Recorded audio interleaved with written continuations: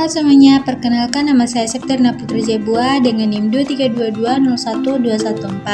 Saya dari Universitas Nias dengan program studi manajemen. Nah, pada kesempatan kali ini saya akan membahas mengenai tentang kepemimpinan strategis dan visioner. Kenapa saya mengambil topik kali ini? Karena menurut saya topik ini cukup relevan ya, baik itu dalam kehidupan organisasi maupun kehidupan sehari-hari. Seperti yang kita ketahui bahwa topik ini cukup penting karena dalam sebuah organisasi, keberhasilan tidak hanya ditentukan oleh anggota tim, tetapi juga oleh bagaimana seorang pemimpin mampu menentukan arah dan mengambil keputusan yang tepat. Nah, langsung saja kita jelaskan terlebih dahulu tentang apa itu kepemimpinan. Nah, kepemimpinan sendiri dapat diartikan sebagai kemampuan seseorang dalam memengaruhi, mengarahkan, dan menggerakkan orang lain untuk mencapai tujuan bersama. Seorang pemimpin bukan hanya memberi perintah, melainkan juga menjadi teladan, memberikan inovasi, motivasi, serta mampu menciptakan lingkungan kerja yang positif. Jadi, kita tahu bahwa seorang pemimpin itu bukan hanya memiliki sifat yang seorang pesuruh ya teman-teman, tapi seorang pemimpin juga mampu memberikan motivasi sekaligus dorongan terhadap timnya agar tujuan yang mereka ciptakan atau telah mereka rencanakan dapat mereka capai sesuai dengan keinginan mereka. Lalu selanjutnya di sini kita masuk pada kepemimpinan strategis, yang dimana kepemimpinan strategis ini merupakan kemampuan seorang pemimpin dalam merencanakan serta mengambil keputusan yang berorientasi pada jangka panjang. Nah, seorang pemimpin strategis biasanya memiliki pola pikir yang terstruktur. Terus dia juga mampu menganalisis situasi serta mempertimbangkan berbagai kemungkinan sebelum mengambil keputusan. Selain itu juga pemimpin strategis juga harus mampu beradaptasi dengan perubahan yang terjadi di lingkungan organisasi. Jadi seperti yang kita tahu bahwa kepemimpinan strategis ini adalah suatu kemampuan ya teman-teman. Nah, di mana seorang pemimpin memiliki kemampuan yang dapat merencanakan serta mengambil keputusan yang berorientasi pada jangka panjang. Jadi dia bukan hanya sekedar menjadi seorang pemimpin, namun dia juga mampu memimpin secara strategis dan mampu beradaptasi dengan perubahan yang terjadi di lingkungan organisasi. Lalu dilanjutkan dengan kepemimpinan visioner, yang dimana kepemimpinan visioner ini merupakan kemampuan seorang pemimpin dalam menciptakan dan menyampaikan gambaran masa depan yang jelas, serta mampu menginspirasi orang lain untuk bersama-sama mewujudkan visi tersebut. Pemimpin visioner juga tidak hanya fokus pada kondisi saat ini, tetapi juga memiliki pandangan jauh ke depan dan mampu membawa perubahan yang positif bagi organisasi.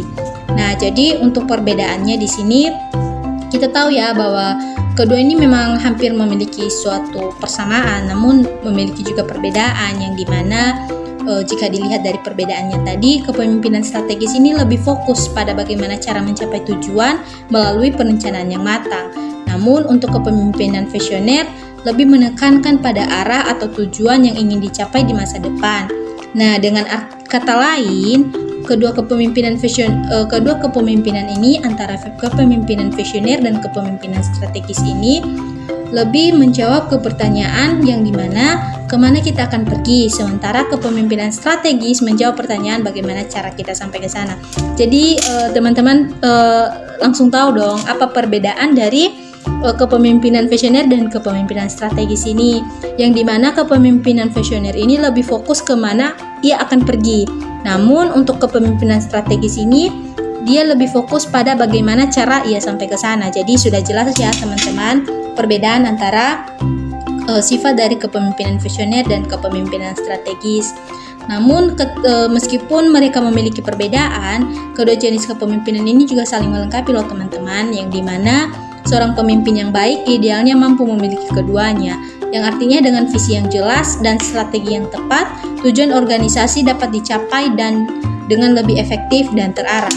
Jadi untuk seorang pemimpin ada baiknya jika seorang pemimpin dalam sebuah organisasi itu memiliki kedua sifat tersebut, yaitu sifat kepemimpinan, sifat pemimpin strategis dan visioner, yang dimana tidak mungkin dong ketika seorang pemimpin memiliki tujuan tapi dia tidak mampu mengarahkan anggota timnya untuk bagaimana cara untuk mencapai tujuan tersebut. Jadi ada baiknya jika seorang pemimpin itu bisa mengkombinasikan antara kedua sifat dari kepemimpinan strategis dan kepemimpinan visioner. Jadi ya sudah jelas dong teman-teman, jika pemimpin tidak mampu membantu timnya dalam mencapai tujuan organisasi, maka organisasi yang mereka pimpin akan sulit berkembang dan akan mengestak di situ-situ saja, tidak ada perubahan sama sekali.